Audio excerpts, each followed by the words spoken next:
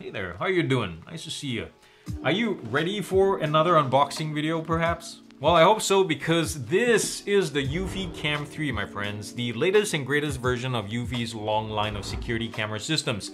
It looks awesome. It's actually quite a potent self-contained set, according to the spec sheets anyway.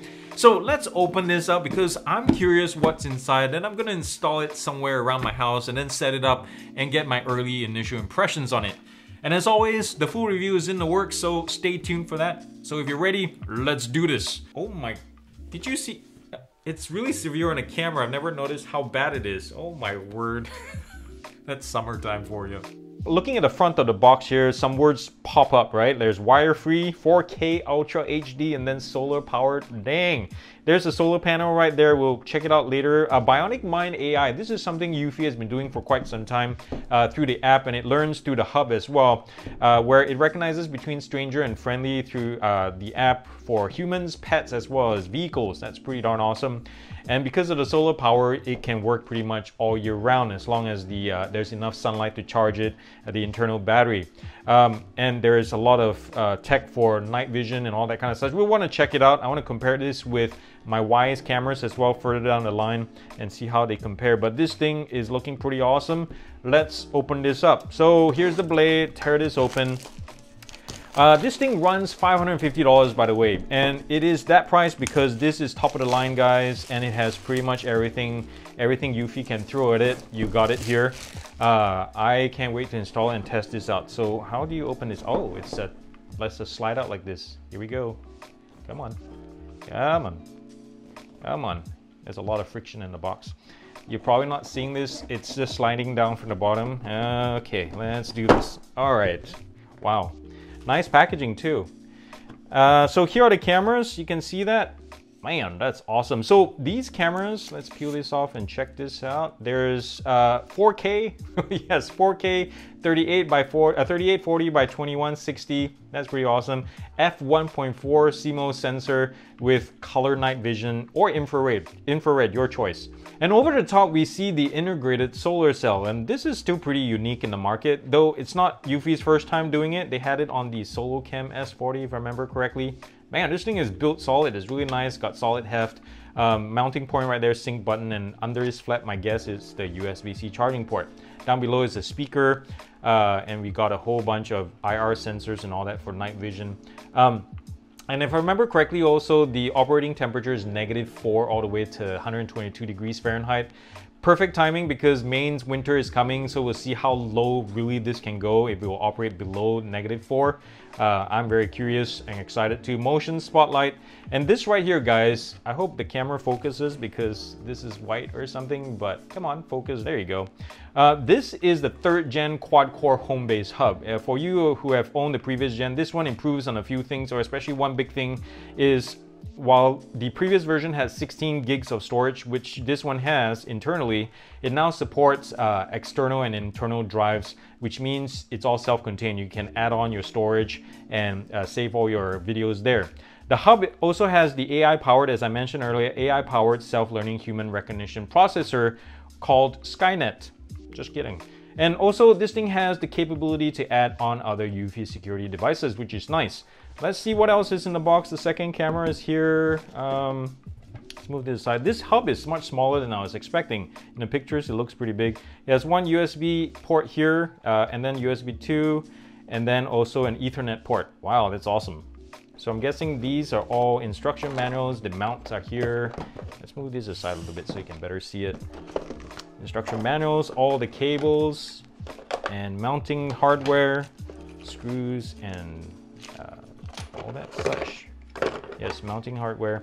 I have to decide where to put this in my house because I don't want to permanently mar the siding, so I might just find some wooden posts and install it. I have one spot in mind, but I need a second spot to really, make full use of all this whole entire set. So let's head outside, install it, and see what happens from there. All right, a quick side note. Earlier I mentioned that the hub can take an extra internal drive, right? So I thought I'll be doing you a grave injustice if I didn't show you how that's done. So it starts from here at the top, and here it says press here to open the top cover, and I've already installed it just so it's quicker, but it's just a top flap here that doesn't lock in place. But here's the actual venting port, and here's the carriage, the access to the carriage, and all you need is a screwdriver, just one screw right here, you pop it out. Very easy to do, guys. Even if you're not a DIYer, this is so easy. And there's a pull tab right here. You just slide the carriage out, and there I already have the drive installed. And there are some screws already included in the packaging as well. And just install it right here on the side, and then reorient it, reverse everything, slide it back, and then reinstall it. And then you're pretty much good to go. What I'm curious though is later as we set this up in the app, is whether you can supplement the storage not just with a hard drive but also externally to say a NAS, for example. That would be super awesome, wouldn't it? But anyways, let's move on to the next segment. So pro tip, always read your instruction manuals first, because in this case, I was so excited to want to install this outside. I forgot that you need to pair the hub with your local home internet first via Ethernet port. That's the only way to do it. And then pair the cameras or sync the cameras with the hub too. So we're here doing that. I have this connected to my Orbi satellite. I'm going to move this into a more permanent position, more hidden away at another point. But I just wanted to show you this, how it works. You plug in the power Ethernet port at the back, and then the cable or the power button or the LED should come on. There's no like physical power button as far as you can tell, but it'll supposed to tell me or give me a message and say, hey, refer to the app. I have my screen recording right here, so you can see what's going on with how the setup works. Eufy security, so I hope that's ready to go. It's blinking, or it has stopped blinking and gone to solid red. Accept. Welcome to Eufy Security. So there you go. Follow the instructions in the Eufy Security app. Select region. Set up the system. United States. Where are you? There you go. Confirm. Okay, verify. Fingerprint. So authentication method right there. Add device. S380 home base. We're gonna add that to a home. Connect. Same Wi-Fi. Wait 1 minute until it turns blue.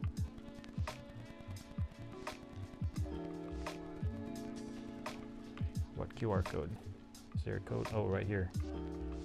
That was fast. Homebase has received a pairing request. Press the sync button on the back to accept it. Right here. Are we synced? Homebase was added successfully. Not bad. That's pretty fast. All right, added successfully. I think now we're gonna do the cameras. Add a familiar face. Take a photo. Oh, I'm supposed to do me. Update firmware. Let's see how fast or how much this. Oh, firmware is up to date. Okay, improve the wireless range of Homebase by putting on a table shelf 3 to 5 feet high and keeping as far away from the wall as possible. All right, add more devices. The 330 Eufy Cam. All right, we'll do that next. Keep the camera within 1 meter. Oh, you're supposed to. Oh, thank goodness there's power. Otherwise, they said it would take up to 8 hours to fully charge this thing. Oh my goodness. Okay. And it's blinking blue. Discovering camera. I hear this really high-pitched thing. Device was added successfully. So that's paired right now, and it wants me to identify where I want to put this. For now, I'm just going to say backyard. The other one is probably going to be the front. The camera should be placed 7 to 10 feet off the ground. Keep the PRL lenses better for best result. Tilt the camera at a 15 angle. Keep the solar receiving light so it doesn't.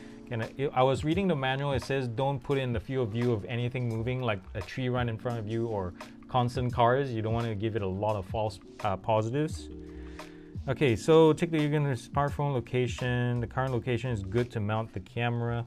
So I'm gonna do this later. I'm gonna put this really just right here on my deck. I wanna watch for wildlife and see if that works at night, because this has really good night vision supposedly.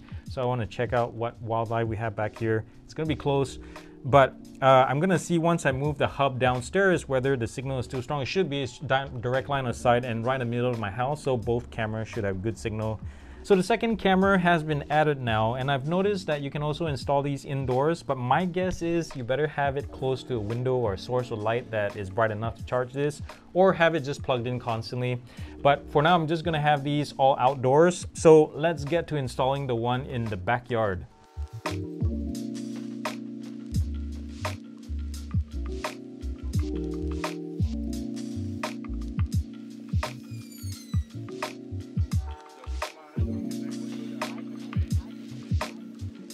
So we have the first camera installed, and you probably noticed me struggling a little bit with the screws.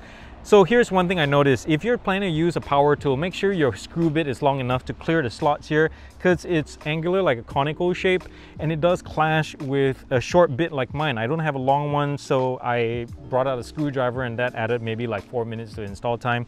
So that's something to take note of. Sorry about the sun. Let me try to readjust. Yeah, it's gonna rain and the sun is coming and going. So pardon the exposure changes, but the camera feed, you can see right here, I have the screen recording. Let's start playing it. It's pointing towards down the hill. At night we get like deer and all kinds, and foxes and all kinds of cool animals, and I'd like to see them and see if I can catch this, because supposedly this has good night vision. Man, let me turn down the exposure here.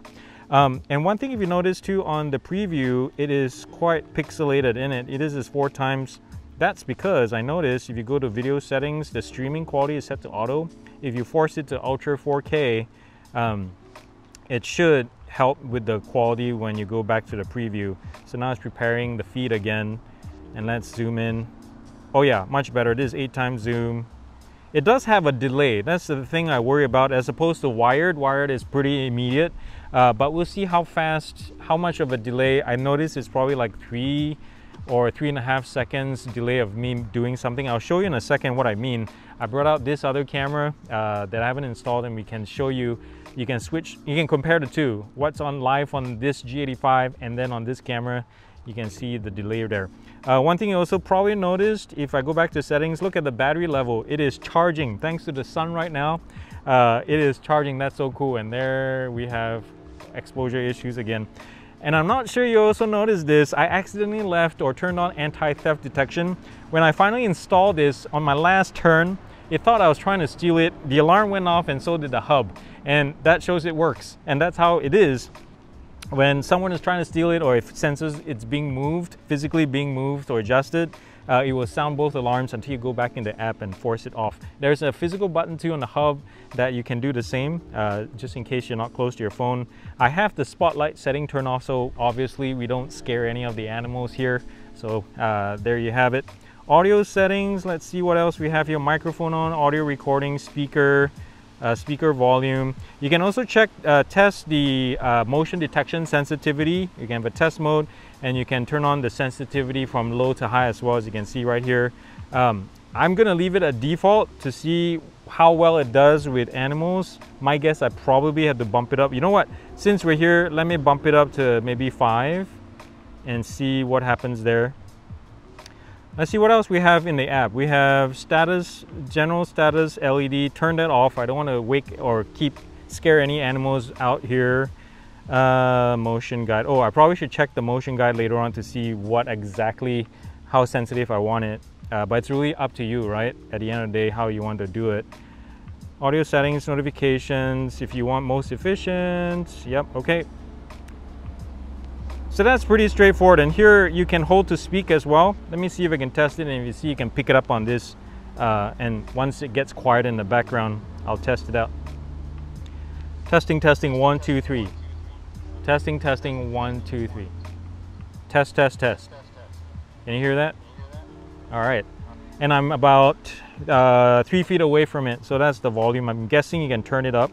All right, so we're gonna test out the other camera and see how much of a delay it has. I'm gonna turn on the feed right now and then point it at myself, hopefully, and you can see some tearing, some jitteriness, but it's pretty acceptable for these kind of cameras.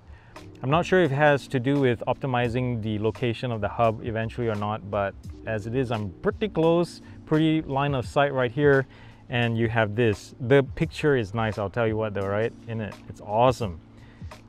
Yeah, I plan to install this somewhere in the front. I haven't decided yet because the building is oddly shaped, and this is probably where I'm thinking of gonna install it.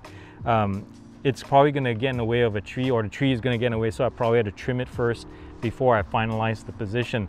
So let's close this. My first impressions of this camera system, I'm very impressed. The fact that it can charge its own and it's independent of wires. I don't have to run wires out, that it's all by itself. It has a 13,000 milliamp hour battery or plus. Should last you quite a long time even if there's no sun, especially if it's fully charged. The fact that you can use it outdoors in most climates, I'm really excited. I want to test this in extreme cold, whether you can push it, you know. And the app is awesome, very powerful. I like to add more faces to facial recognition so we can see how well it does with identifying and differentiating between strangers and friendlies. And then I want to also test out, you know, how well the hub is in terms of storage and all that kind of such. So a few things I want to test. The app responsiveness, how quickly it responds to, you know, like a notification or something, video quality, audio quality, and also night vision and the spotlight, among other things. So those are things I want to test out, which are also pertinent to, you know, your home security, right? So you want to know how fast, how quickly this responds to an actual event, if it's an emergency, whether you get notified right away, and whether the camera is fast enough to keep up. So especially wireless, because there's, in a wired system, here's the thing, there's always the pre-recording buffer built in, and I'm not sure because if usually battery powered ones take that away just to save battery life, because pre-recording buffers just has the camera primed all the time and pre-record something. So we'll see if that actually is the case with these, or if they've figured out something else. Stay tuned for the full review, guys. Thank you again for watching this. This is my first time doing a security cam review on this channel, so pardon all the weird cuts and if I'm not even 100% sure of what I'm doing right here. But it's been fun so far, and I can't wait to share with you the full review later on. Please come back again. Thank you for watching this. Thumbs up if you like it. Subscribe to this channel. Visit me on Patreon and the super thanks button down below. And remember, guys, to do something loving and kind for somebody in this world, because guess what? The world needs it more than ever, and it starts with you. I love you all very much. Peace out, and God bless. Whoosh.